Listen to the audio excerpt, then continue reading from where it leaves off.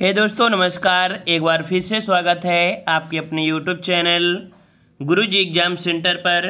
तो दोस्तों हम यहाँ पर सामान्य अध्ययन का टेस्ट लगाएंगे जो कि डेली ये आपकी क्लास होती है 9:10 में होती है। ठीक है, तो चलते ही स्टार्ट करते हैं। गुड इवनिंग सभी को गुड इवनिंग।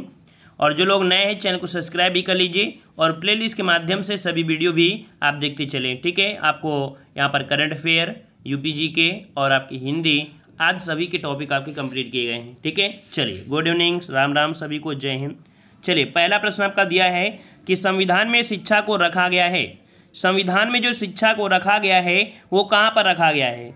आपकी संघ सूची में, राज्य सूची में या समवर्ती सूची में? चलिए तो यहाँ पर 81 का ऑप्शन कौन सा बनेगा?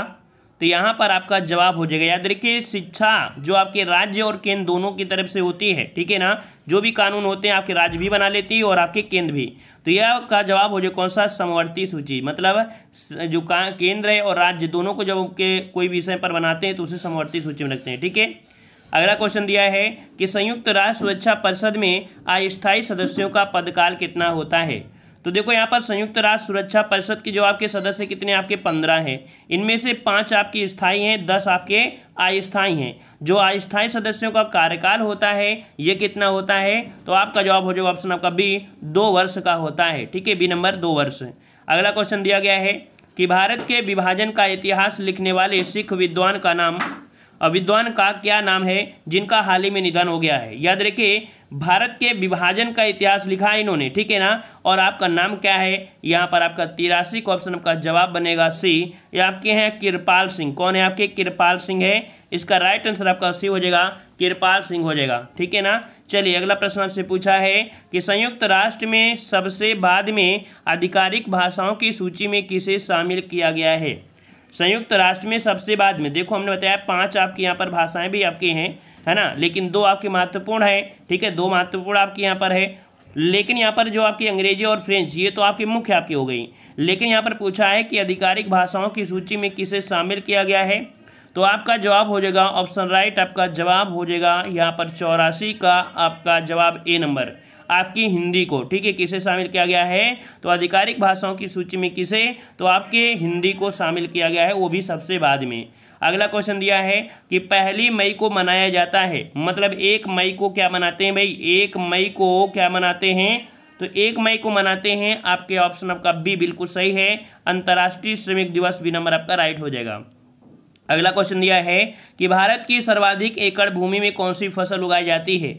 भारत की सर्वाधिक एकड़ भूमि में कौन सी फसल उगाई जाती है? यहाँ पर आपको जवाब देना है। याद रखिए, भारत में सबसे ज़्यादा आपकी होती है धान की खेती। किसकी होती है? धान की खेती होती है। अगर क्वेश्चन पूछे भी कि भारत की खाद्यान्न प्रमुख फसल कौन सी है तो आपको जवाब धान ही देना है। ठीक है, मतलब चावल। अगला क्वेश्चन दिया गया है निम्न में से किस कर अर्थात टैक्स से संघ बजट को अधिकतम आय प्राप्त होती है? मतलब जो संघ बजट है उसको अधिकतम जो टैक्स मिलता है वो किससे मिलता है? तो जवाब दीजिए भाई, 87 का जवाब दीजिए। सही जवाब कौन सा हो जाएगा? तो ऑप्शन बी हो जाएगा, कस्टम ड्यूटी। ठीक है, किससे होती है? कस्टम ड्यूटी, मतलब आपके सीमा शुल्क से होती है। तो ऑप्शन आपका बी हो जाएगा। अगला क्वेश्चन आपका दिया है कि पंचवर्षीय योजना की ड्राफ्ट रूपरेखा का अनुमोदन कौन करता है? तो देखो पंचवर्षीय आपकी खत्म हो गई हैं, अब नीति आयोग चलता है, लेकिन फिर भी पंचवर्षीय योजनाओं से क्वेश्चन आपके पूछे ही जाते हैं। पंचवर्षीय योजना बनने के बाद इसका अनुमोदन मत कह सकते हैं, उसकी रूपरेखा को देखा जाता है कि जो आपकी जो बनाई गई है सही है कि नहीं, मतलब उसकी जो समीक्षा करते थे वो आपके कौन? तो याद रखिए, राष्ट्रीय विकास परिषद। ठीक है, किसके? तो राष्ट्रीय विकास परिषद के समीक्षा के फलस्वरूप यहाँ पर पंचवर्षीय योजना को लागू करते थे। तो यहाँ पर आपका 88 का ऑप्शन कौन सा हो जाएगा? यहाँ पर आपका सी हो जाएगा। अगला प्रश्न आपका है 1 रुपए के नोट पर किसके हस्ताक्षर होते हैं? 1 रुपए के नोट आपसे पूछा गया है। ठीक है ना, तो यहाँ पर सिक्का भी हो सकता है, नोट भी हो सकती है, क्योंकि 1 रुपए की है। तो यहाँ पर याद रखिए 1 रुपए के नोट पर जो आपके होते हैं वित्त सचिव के, किसके होते हैं? वित्त सचिव के होते हैं। ऑप्शन राइट यहाँ पर ये हो जाएगा, वित्त सचिव के हो जाएंगे। ठीक है, और यहाँ पर कह सकते हैं 2 के ऊपर, ठीक है, 2 रुपए के ऊपर के जो भी होते हैं उसमें से रिजर्व ऑफ इंडिया के गवर्नर, मतलब गवर्नर के होते हैं। अगला क्वेश्चन आपका दिया गया है निम्न में से सरोद के प्रवर्तन कौन है? सरोद वादन आपसे पूछा गया है कि सरोद के प्रवर्तक कौन आपके हैं 90 नंबर में। तो यहाँ पर याद रखिए अमजद अली खां का नाम सुना भी होगा कि आपके अमजद अली खां सरोद के प्रवर्तक हैं। ऑप्शन आपका यहाँ पर हो जाएगा ए नंबर। ठीक है, अगला यहाँ पर पूछा गया है कि हाल ही में किस देश ने राष्ट्रीय कृत्रिम बुद्धिमत्ता रणनीति 2031 को अपनाया है। याद रखिए 2031 की ये राष्ट्रीय कृत्रिम बुद्धिमत्ता आपकी रणनीति है और इसे जो अपनाया है किसने, तो आपका जवाब हो जाएगा यूएई ने। किसने, यूएई ने। आपका जवाब हो जाएगा ऑप्शन ए। अगला प्रश्न आपका दिया है कि विश्वविख्यात रॉक गार्डन कहाँ स्थित है। विश्वविख्यात रॉक गार्डन जो है ये कहाँ पर स्थित है। यहाँ पर 92 का जवाब सही कौन सा हो जाएगा। तो याद रखिए विश्वविख्यात जो रॉक गार्डन है ये आपके चंडीगढ़ में है। कहाँ पर है, चंडीगढ़ में है। आपका जवाब कौन सा हो जाएगा, सी हो जाएगा। अगला प्रश्न आपका दिया है, कह रहा है कि डिफिनिटिव मेल यह विज्ञापन पंक्ति किस मोटरसाइकिल के लिए विज्ञापित होती है। यहाँ पर दिया गया है मोटरसाइकिल के जो कह सकते हैं ना विज्ञापन आपका दिया है, तो इसके लिए आपका लिया है डिफिनिटी। ठीक है, डिफिनेटली है ना, डिफिनेटली आपका है। तो यहाँ पर याद रखिए बजाज, ठीक है, कौन आपका, बजाज के लिए आपका ये विज्ञापित होती है। ऑप्शन आपका सी हो जाएगा। अगला है कि राष्ट्रीय तेल एवं प्राकृतिक गैस आयोजन का मुख्यालय कहाँ पर स्थित है। राष्ट्रीय तेल एवं प्राकृतिक गैस पूछा है, इसको हमने कई बार आपको बताया भी है, जो कि ऑप्शन बी हो जाएगा आपके देहरादून में। कहाँ पर स्थित है, देहरादून। ऑप्शन राइट आपका बी हो जाएगा। अगला प्रश्न आपका दिया है परमाणु परीक्षण का स्थल पोखरण किस राज्य में स्थित है। चलिए, परमाणु परीक्षण जो आपका किया जाता है वो आपके कहाँ पर, तो आपके पोखरण में। पोखरण कहाँ पड़ता है, तो आपके राजस्थान में। ऑप्शन राइट आपका क्या हो जाएगा, बी सही हो जाएगा। अगला प्रश्न आपका दिया है कि कौन सा राज्य लोक नृत्य नौटंकी से संबंधित है। तो भाई नौटंकी कौन कर सकते हैं, नौटंकी आपसे पूछा है और नौटंकी का जवाब है आपका ऑप्शन राइट आपका बनेगा बी, आपके उत्तर प्रदेश का है। ठीक है, ऑप्शन बी हो जाएगा। अगला है 97वें संविधान संशोधन का विषय क्या है। देखो 97वें संशोधन आपका पूछा है, संविधान में संशोधन, तो यहाँ पर आपका जवाब क्या हो जाएगा। तो याद रखिए इन 4 ऑप्शन में कोई भी ऑप्शन इनमें से नहीं है। ठीक है, तो आपका है क्या, तो ये जो आपका है कह सकते हैं राज्य सहकारी। ठीक है, ये जो आपके 97वें संशोधन आपका संशोधन था, इसमें से आपका हुआ था राज्य सहकारी। ठीक है, राज्य सहकारी समितियों के बारे में यहाँ पर है। ठीक है, तो इसको डायरेक्ट याद रख लेना है। ठीक है, अगला प्रश्न आपका दिया है कि एशियन एथलेटिक्स चैंपियनशिप 2019 के 23वें संस्करण का आयोजन 21 से 24 अप्रैल 2019 तक किस स्थान पर किया गया।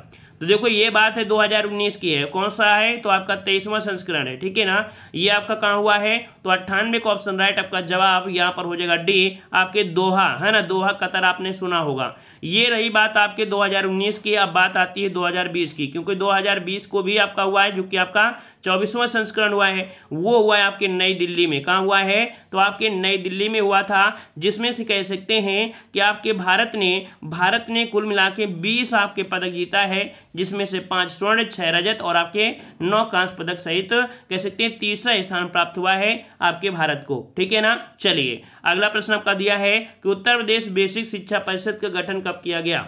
उत्तर प्रदेश बेसिक शिक्षा परिषद का जो गठन हुआ है ये कब किया गया था, तो याद रखिए इसका जवाब देना है। जवाब हो जाएगा ऑप्शन ए 1972 में उत्तर प्रदेश बेसिक शिक्षा परिषद का गठन किया गया। अगला प्रश्न आपका दिया है कि लखनऊ का प्राचीनतम नाम क्या था। लखनऊ का प्राचीनतम नाम आपसे पूछा गया है, जो कि यूपी जीके का आपका क्वेश्चन है ना। प्लेलिस्ट के माध्यम से सभी वीडियो देखते रहिए भाई, यूपी जीके भी आपको ढेरों वीडियो मिल जाएंगे। चलिए, तो यहाँ पर याद रखिए लखनऊ का प्राचीनतम नाम क्या था, तो आपका लक्ष्मणपुर। क्या था, लक्ष्मणपुर था। ऑप्शन राइट आपके यहाँ पर सी सही हो जाएगा। ठीक है, और यहाँ पर देखो दिया लाखन, लाखन नहीं है, अगर हम लोग यहाँ पर लखन बोल देते तो कहीं ना कहीं बात वही थी, तो यहाँ पर आपका सी हो जाएगा। अगला प्रश्न आपका दिया है कि हाल ही में भारतीय पहलवान बजरंग पुनिया ने एशियाई कुश्ती चैंपियनशिप 2019 में स्वर्ण पदक जीता। इस चैंपियनशिप का आयोजन कहाँ पर किया गया था, तो याद रखिए ये बजरंग पुनिया है, पहलवान है, आपके भारतीय पहलवान है, एशियाई कुश्ती आपकी हुई 2019 में और स्वर्ण पदक जीता है। याद रखिए इस चैंपियनशिप का आपका आयोजन कहाँ हुआ था, तो आपका जवाब हो जाएगा 101 का ऑप्शन राइट आपका सी, ये आपके सियाचिन जो आपकी चीन में है। ठीक है, ऑप्शन आपके यहाँ पर सी हो जाएगा। अगला प्रश्न आपका दिया है निम्नलिखित में से कौन सा 4 वेदों में से शामिल नहीं है। 4 वेद आपने तो पढ़ा ही होगा, है ना। उन 4 वेदों में आपने क्या क्या पढ़ा है, आपने क्या क्या पढ़ा है, आपने पढ़ा है ऋग्वेद, सामवेद, अथर्ववेद और आपका ऋग्वेद, यजुर्वेद, है ना। यहाँ पर दिया आयुर्वेद भी, आयुर्वेद आपकी 4 वेदों में शामिल नहीं है। डी नंबर आपका बिल्कुल सही है, जिसका भी जवाब है बिल्कुल सही है। अगला है निम्नलिखित में से कौन सा जैन धर्म से संबंधित है। जैन धर्म यहाँ पर हमने आपको पढ़ा भी दिया है। जैन धर्म में संबंधित आपका दिया गया है त्रिपिटक दिया है, तो ये तो आपका बुद्ध से है। त्रिरत्न भी है आपके, त्रिमूर्ति। यहाँ पर आपका जो त्रिगुण है, त्रिगुण जो आपका है किससे है, तो आपके जैन धर्म से है। ऑप्शन आपका बी हो जाएगा। अगला दिया है आदि निम्नलिखित में से कौन सी सिखों की पवित्र धर्म पुस्तक आपकी है। सिखों की धर्म पुस्तक आपसे पूछा है और इसका जवाब कौन सा हो जाएगा। जवाब यहाँ पर 104 का जवाब देना है। चलिए बिल्कुल सही है, गुरु ग्रंथ साहब। क्या है, गुरु ग्रंथ साहिब है। ऑप्शन रेड का यहाँ पर बी आपका राइट हो जाएगा। अगला है कि अग्निग्रह किस धर्मावलंबियों का पूजा स्थल है। अग्निग्रह जो आपका है वो किस धर्मावलंबियों का पूजा स्थल है, मतलब कि कौन से यहाँ पर धर्म का ये पूजा स्थल है। चलिए अग्निग्रह पूछा है, तो आपका जवाब क्या हो जाएगा। आपका जवाब हो जाएगा बिल्कुल सही जवाब है, वेरी गुड। ऑप्शन आपका डी हो जाएगा यहाँ पर पारसियों का। ठीक है, पारसी लोग अग्निग्रह की यहाँ पर कह सकते हैं पूजा करते हैं। ठीक है, अगला क्वेश्चन आपका दिया है कि राष्ट्रीय प्रतीक चिन्ह में सत्यमेव जयते किस स्थान पर अंकित है। सत्यमेव जयते दिया है, सत्यमेव जयते दिया है, जो कि आपका जवाब कौन सा हो जाएगा। ये लिया गया है आपके मुंडकोपनिषद से और आपके धर्मचक्र के ऊपर आपका अंकित है ना। आपने देखा भी होगा धर्मचक्र ऐसे बना है, उसके नीचे आपको लिखा भी गया है धर्मचक्र, जो आपका ऐसे खंभा बना है। ठीक है ना, तो आपका जवाब यहाँ पर हो जाएगा कौन सा, यहाँ पर आपका बी हो जाएगा, धर्मचक्र के आपके ऊपर है। धर्मचक्र के, अच्छा धर्मचक्र के ऊपर दिया है। ठीक है, अगला प्रश्न आपका दिया है कि भारत का राष्ट्रीय पक्षी कौन सा है। भारत का राष्ट्रीय पक्षी दिया है, भारत का पूछा है और भारत का पूछा है, तो आपका जवाब क्या हो जाएगा, तो आपका मोर हो जाएगा। ठीक है, भारत का क्या है, मोर है। और यूपी का क्या है, तो आपको कमेंट बॉक्स में कमेंट करना है। ठीक है, यूपी का क्या है राष्ट्रीय पक्षी, आपको कमेंट बॉक्स में कमेंट करना है। और यूपी का जो जली जीव है, यूपी का जो जली जीव है वो आपका कौन सा है, ये भी कमेंट करके आपको बताना है। जैसे भारत का जली जीव क्या है, गंगा डॉल्फिन है, वैसे यूपी का जो जली जीव है वो क्या है। 2 क्वेश्चन आपको कमेंट बॉक्स में कमेंट करना है। चलिए, सिंधु घाटी सभ्यता के पतन का संभावित कारण हो सकता है। मतलब यहाँ पर सिंधु घाटी जो सभ्यता थी इसका पतन हुआ, और इस पतन का कारण क्या है, यहाँ पर कह सकते हैं 108 का जवाब देना है। चलिए, तो पहला पॉइंट आपसे दिया है भूमि की उर्वरता की घटना। तो ये अभी तक आपने पढ़ा है कि नहीं पढ़ा है। चलिए मान लो नहीं पढ़ा है तो दूसरा भी देख लीजिए। अचानक और बार बार बाढ़ आना, ये सही है। आर्यों का आगमन, कहा जाता है आर्यों के आने से उनको मारा गया, ये किया गया है, शब्द आपको बोला गया है, लूटपाट की गई। तो कहीं ना कहीं ये 2 पॉइंट है, तो इसका मतलब ये भी पॉइंट आपका इसमें से इन्वॉल्व होगा। तो भूमि की उर्वरता का घटना है ना, ये सभी आपका है, तो ऑप्शन आपका डी सही हो जाएगा। अगला क्वेश्चन आपका चरक संहिता निम्नलिखित में से किससे संबंधित है। चरक संहिता किससे संबंधित है, 109 का ऑप्शन आपको कौन हो जाएगा, तो ऑप्शन रेड का हो जाएगा यहाँ पर डी, आपकी चिकित्सा संबंधित है। डी नंबर आपका सही हो जाएगा। अगला प्रश्न आपका दिया है कि पृथ्वी की सतह पर या समीप वायुमंडल का जो मंडल है वो आपका कौन सा है। पृथ्वी के समीप का जो मंडल है वो आपका कौन सा है। 110 का ऑप्शन आपको देना है 110 नंबर में। तो याद रखिए पृथ्वी की सतह पर ये जमीन वायुमंडल, मतलब हम आपको बता दें कि देखो आपके मंडल ये आपको होता है एक स्थल मंडल है ना, एक होता है आपका वायुमंडल होता है। ठीक है, वायुमंडल होता है, एक होता है आपका कौन होता है, जलमंडल होता है। ठीक है ना, इन तीनों मंडल के बीच में एक आपका कॉमन है, आपका कौन सा कॉमन है, तो ये वाला एरिया आपका देखो कॉमन है, और इसी को हम बोलते हैं जहाँ पर हम लोग रहते हैं। और रहते कहाँ पर है, जयमंडल। तो आपका जवाब कौन सा हो जाएगा, यहाँ पर आपका ये हो जाएगा जोन, ये कह सकते हैं आपका जयमंडल। ठीक है, ऑप्शन आपका ए राइट हो जाएगा। अगला, निम्नलिखित में से किस नदी के मुहाने पर डेल्टा नहीं है। किस नदी के मुहाने पर डेल्टा नहीं है। मुहाना मतलब होता है जहां पर कोई नदी गिरती है ना, वही तो होता है ना। तो यहाँ पर मुहाने पर डेल्टा कहाँ पर नहीं है, कौन सी नदी डेल्टा नहीं बनाती है। तो देखो कावेरी भी बनाती है, महानदी भी बनाती है, गोदावरी बनाती है, लेकिन याद रखिए ताप्ती नदी जो आपकी है वो डेल्टा नहीं बनाती। याद रखिए वो एस्चुरी का निर्माण करती है, प्रपात का निर्माण करती है। तो ऑप्शन आपके यहाँ पर सी हो जाएगा, जो कि आपकी पश्चिम की ओर बहने वाली नदी है। अगला है, निम्नलिखित में से किसको भारतीय नेपोलियन कहा जाता है। भारतीय नेपोलियन आपसे पूछा गया है। भारतीय नेपोलियन आपने नाम सुना होगा, नेपोलियन बोनापार्टा। ये क्या था कि सारे विश्व को एक करना चाहता था, मतलब जीतना चाहता था। मतलब यहाँ पर देखा जाए तो काफ़ी बड़ा साम्राज्य था। वैसे ही भारत में एक आपके कह सकते हैं आपके एक राजा हुए। ये राजा आपके कौन से हैं, तो आपकी समुद्रगुप्त। ठीक है, समुद्रगुप्त का भी एक सपना था कि यहाँ पर कह सकते हैं सबको विजित किया जाए। सबसे ज़्यादा जो साम्राज्य था, सबसे बड़ा साम्राज्य खड़ा किया था समुद्रगुप्त ने, यही कारण इनकी तुलना की जाती है नेपोलियन से। तो ऑप्शन आपका बी हो जाएगा। अगला प्रश्न आपका है, मौर्य साम्राज्य की राजधानी कहाँ थी। मौर्य साम्राज्य की जो राजधानी थी वो आपकी कहाँ थी, यहाँ पर 113 का सही जवाब दीजिए। बिल्कुल सही है, मौर्य साम्राज्य की राजधानी थी आपके पाटलिपुत्र। ऑप्शन रेड का बी हो जाएगा, पाटलिपुत्र। अगला क्वेश्चन दिया है कि सन 1943 में नेताजी सुभाष चंद्र बोस ने भारत को आज़ाद कराने के लिए कहाँ एक अस्थायी सरकार की घोषणा की थी। देखो, अस्थायी सरकार की जो घोषणा किया सुभाष चंद्र बोस ने किया था, है ना, और भारत को आज़ाद कराने के लिए 1943 में कहाँ पर, तो आपका जवाब चलिए बिल्कुल सही है। यहाँ पर जवाब दीजिए, सही जवाब आप कौन सा हो जाएगा, सही जवाब कौन सा हो जाएगा, कमेंट बॉक्स में कमेंट करिए, जल्दी करिए। चलिए बिल्कुल सही जवाब यहाँ पर काफ़ी लोगों के आ चुके हैं। राइट आंसर आपका हो जाएगा कौन सा, सी हो जाएगा आपका सिंगापुर। ठीक है, क्या हो जाएगा, सिंगापुर। ऑप्शन राइट आपका हो जाएगा कौन सा, यहाँ पर सिंगापुर हो जाएगा। ठीक है, सी नंबर आपका यहाँ पर राइट हो जाएगा। चलिए अगले प्रश्न आते हैं। प्रश्न आपसे अगला पूछा गया है, कह रहा है ओपेक देशों में से कौन सा देश सर्वाधिक खनिज तेल का उत्पादन करता है। ओपेक जो आपके हैं वो कह सकते हैं जो आपके सदस्य देश हैं जहां से खनिज तेल निकलते हैं उन्हीं का ये कह सकते हैं एक यूनियन है, वो आपका कह सकते हैं समूह है। ठीक है ना, तो सर्वाधिक जो आपका निकलता है ये उत्पादन करता है वो आपका कौन सा है, तो यहाँ पर राइट आंसर आपका जवाब कौन सा हो जाएगा, ऑप्शन राइट। लॉक करिए, ऑप्शन कौन सा हो जाएगा, 115 का ऑप्शन राइट आपका जवाब हो जाएगा ऑप्शन सी, सऊदी अरब। ठीक है, कौन आपका है, सऊदी अरब है। इसका राइट आंसर आपका कौन सा बनेगा, यहाँ पर आपका सी हो जाएगा। ठीक है, सी हो जाएगा। अगले प्रश्न आते हैं। प्रश्न आपसे अगला पूछा गया है कि सुप्रसिद्ध इतिहासकार अल-बुरूनी किसकी सेना के साथ भारत आया था।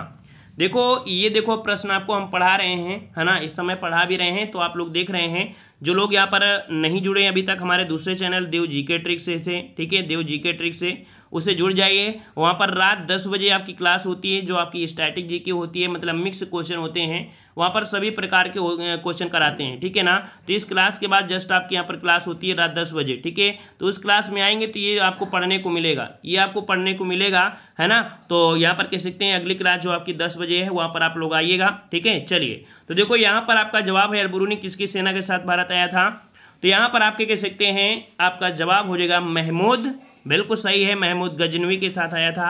ऑप्शन आपका ए हो जाएगा। ठीक है, अगला प्रश्न आपसे पूछा है फतेहपुर सीकरी किसने बनवाया था। फतेहपुर सीकरी किसने बनवाया, बाबर ने, हुमायूं ने या जहांगीर ने, किसने बनवाया था। चलिए जवाब दीजिए, तो आपका जवाब क्या हो जाएगा, इनमें से कोई नहीं। क्यों, क्योंकि हमने बताया कि फतेहपुर सीकरी आपके अकबर है ना, अकबर। ऑप्शन आपका यहाँ पर हो जाएगा कौन सा, डी, इनमें से कोई नहीं। ठीक है, अगला प्रश्न आपका है कि भारत की प्रथम महिला शासिका कौन थी। भारत की प्रथम महिला शासिका कौन थी, यहाँ पर 118 का जवाब दीजिए। 118 का जवाब क्या हो जाएगा, तो इल्तुतमिश की बेटी थी, इल्तुतमिश की बेटी थी जो आपकी रजिया सुल्तान। तो ऑप्शन राइट का बी हो जाएगा रजिया सुल्तान। अगला प्रश्न आपका दिया है कि राज्यसभा के प्रत्यक्ष सदस्य का जो सदस्यता कार्यकाल हो कितना होता है। राज्यसभा के जो आपके कार्यकाल पूछा गया है ना, कार्यकाल पूछा गया है, तो आपका जवाब क्या हो जाएगा, ऑप्शन 6 मतलब ऑप्शन बी हो जाएगा, 6 वर्ष होता है। ठीक है, अगला क्वेश्चन दिया है कि उपराष्ट्रपति अध्यक्षता कराते हैं या करते हैं। उपराष्ट्रपति अध्यक्षता करते हैं ना, करते हैं, क्योंकि करते कराते क्या हो, करते हैं ना, तो आपका जवाब क्या हो जाएगा, ये करते हैं आपके ऑप्शन बी आपके राज्यसभा के, क्योंकि राज्यसभा के जो अध्यक्ष होते हैं वो आपके कौन होते हैं, तो आपके उपराष्ट्रपति होते हैं, वो पदेन सभापति होते हैं कह सकते हैं। ठीक है, अगला प्रश्न आपका दिया है कि भारत में अंतःस्थलीय जलमार्ग के लिए प्रयोग की जाने वाली आपकी नदी कौन सी है। वाटर हाईवे, आपके वाटर हाईवे के लिए प्रयोग की जाने वाली जो आपकी अंतःस्थलीय नदी है वो आपकी कौन सी है। चलिए, तो आपका जवाब हो जाएगा इलाहाबाद से हल्दिया। इलाहाबाद से हल्दिया मतलब आपकी कोलकाता तक।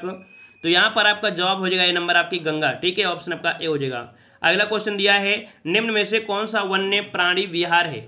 वन्य प्राणी विहार है, वन्य प्राणी विहार है, यहाँ पर दिया है जलदापाड़ा, गरुमारा, छपरावाड़ी और कार्बेट। तो यहाँ पर हो जाएगा Jim Corbett, Uttarakhand. Option right को यहाँ पर सी राइट हो जाएगा। अगला है रॉकेट की कार्यप्रणाली का जो सिद्धांत है किस पर आधारित है। रॉकेट जैसे ऊपर को उड़ जाता है तो नीचे को गैसें देता है, मतलब कह सकते हैं नीचे गैस को प्रेशर लगता है तो ऊपर जाती है, मतलब कह सकते हैं कि ये जो कार्य करता है वो किस पर करता है। तो जवाब हो जाएगा संवेग संरक्षण या संवेग। ऑप्शन आपका यहाँ पर हो जाएगा ए नंबर। ठीक है, अगला प्रश्न आपका दिया है कि रंगास्वामी कप का संबंध किससे है। रंगास्वामी कप का जो संबंध है वो आपका किससे है, यहाँ पर 124 का ऑप्शन आपका जवाब हो जाए कौन सा, ऑप्शन रंगास्वामी। जवाब दीजिए भाई, रंगास्वामी। रंगास्वामी कप का संबंध किससे है, कुश्ती से, फुटबॉल से, हॉकी से या गोल्फ से। जवाब सही क्या हो जाएगा, चलिए बिल्कुल सही है, हॉकी से। यहाँ पर आपका जवाब सी हो जाएगा, हॉकी से। अगला क्वेश्चन आपका दिया है राष्ट्रीय वनस्पति उद्यान कहाँ पर स्थित है। राष्ट्रीय वनस्पतिक उद्यान जो स्थित है ये आपके कहाँ पर है, तो आपके याद रखिए कोलकाता में है। ऑप्शन आपका बी सही हो जाएगा। अगला है भोपाल त्रासदी के दौरान कौन सी गैस निकली थी? भोपाल त्रासदी के दौरान कौन सी गैस थी? तो आपका जवाब हो जाएगा कौन सा? Missile isocyanide. कौन हो जाएगा? Missile isocyanide. यहाँ पर आपका जवाब हो जाएगा डी, मिथाइल आइसोसाइनाइड, है ना। तो साइन मिथाइल आइसो, तो मिथाइल कौन दिया है? आइसोसायोनेट, मिथाइल, अच्छा इथाइल उसे दिया गया है ना, ये इथाइल है, ये अपन मिथाइल है। ऑप्शन डी आपका राइट हो जाएगा। ठीक है, अगला क्वेश्चन दिया है ब्लीचिंग पाउडर निम्नलिखित में से किससे गुजार कर तैयार किया जाता है? ब्लीचिंग पाउडर, है ना। तो यहाँ पर 127 नंबर में दीजिए, 127 नंबर ब्लीचिंग पाउडर याद रखिए बुझे चूने पर क्लोरीन की क्रिया करा दी जाए, बुझे चूने पर क्लोरीन की क्रिया करा दी जाए तो आपका प्राप्त होता है क्या? यहाँ पर मोबाइल फ़ोन वाले बहुत परेशान कर लेते हैं, कंपनी वाले बहुत परेशान करते हैं। ठीक है, चलिए तो आपका जवाब कौन हो जाएगा? ए हो जाएगा। अगला क्वेश्चन आपका है आज उपलब्ध अधिकांश कंप्यूटर, मतलब जो आज के समय में जो आपके कंप्यूटर उपलब्ध हैं ये कंप्यूटर कौन सी पीढ़ी हैं के, कौन सी पीढ़ी के हैं? याद रखिए ये पीढ़ी है आपके 5G वाले, मतलब 5वीं पीढ़ी। तो ऑप्शन आपका सी हो जाएगा, 5वीं पीढ़ी कंप्यूटर। अगला प्रश्न आपका दिया है कि हेलीकॉप्टर का आविष्कार किसने किया? हेलीकॉप्टर का आविष्कार किसने किया? तो यहाँ पर आपका जवाब दिया है काकरेल, दूसरा दिया है ब्रिक्वेट, तीसरा दिया है ओटिस और चौथा दिया है फ्रैंक व्हिटले। यहाँ पर आपका जवाब क्या हो जाएगा? तो याद रखिए आपके हेलीकॉप्टर को जो आविष्कार किया था ये किया था इगोर सीसो, देखो हम लिख दे रहे हैं इगोर सी कोस्की। ठीक है, सी कोस्करी, इस प्रकार से होगा, इन्होंने लिखा था। ठीक है, इगोर सिकोर्स्की ये आपका पूरा नाम है, इन्होंने किया था। यहाँ पर ऑप्शन में आपको कोई नहीं था इसलिए हमने यहाँ पर लिखकर बता दिया है, लेकिन हो सकता है कि यहाँ पर आपका ब्रिक्वेट, जो आपके ब्रिक्वेट हैं, हो सकता है कि इसमें से हेल्प इन्होंने किया हो, है ना। वैसे आपके ये है, लेकिन ऑप्शन में आपका बी है, बी इसलिए आपका है, हो सकता है इनकी हेल्प किए हो इस कारण से। वैसे आपको डायरेक्ट याद रखना है इगोर सिकोर्स्की। ठीक है, चलिए अगला प्रश्न आपका दिया है सिंधु घाटी सभ्यता का विशाल स्नानागार कहाँ पर पाया गया? सिंधु घाटी सभ्यता का विशाल स्नानागार कहाँ पर पाया गया? तो 130 का ऑप्शन राइट। आपका जवाब यहाँ पर सही हो जाएगा कौन सा? मोहनजोदड़ो, बिल्कुल सही है, ऑप्शन बी आपका हो जाएगा। अगला प्रश्न यहाँ पर आपका दिया गया है जो कि आपके करंट अफेयर से क्वेश्चन आपके हैं, और एक क्वेश्चन इस समय पूछा भी जा रहा है कि जो आपके तूफान आए हैं वो कौन से तूफान कहाँ संबंधित हैं। तो 2019-20 में जितने भी आपके तूफान आए हैं उनको हम लोग पढ़ लेते हैं। देखो गोनी नामक एक दो तूफान है, वो आपके कहाँ पर? तो आपके फिलीपींस में। निसर्ग जो आपका तूफान आया था, है ना, ये महाराष्ट्र और आपके गुजरात में। अम्फान जो तूफान आया है वो पश्चिम बंगाल और आपके उड़ीसा में। बुलबुल नामक जो आपका तूफान आया वो आपके पश्चिम बंगाल और आपके उड़ीसा में आया। वायु आपका जो आपका तूफान आया कहाँ पर? तो आपके गुजरात में। फानी जो तूफान आया वो कहाँ पर? आपके तो उड़ीसा में। ठीक है, और आपका दिया है डोरियन आपका जो तूफान है वो उत्तरी बाहमासा, मतलब कह सकते हैं अमेरिका में आया था। ठीक है, और अगला है आसमान जो आपका तूफान वो मनीला और फिलीपींस में आया। पाबुक नामक जो आपका तूफान आया वो आपके थाईलैंड की खाड़ी में। और फैक्सई जो आपका तूफान आया आपके जापान में। और हेगी बीस जो आया है आपके कहाँ पर? जापान में। तो कुल मिला के इतने आपके तूफान थे। स्क्रीनशॉट लेना चाहते हैं तो स्क्रीनशॉट भी इसका ले सकते हैं।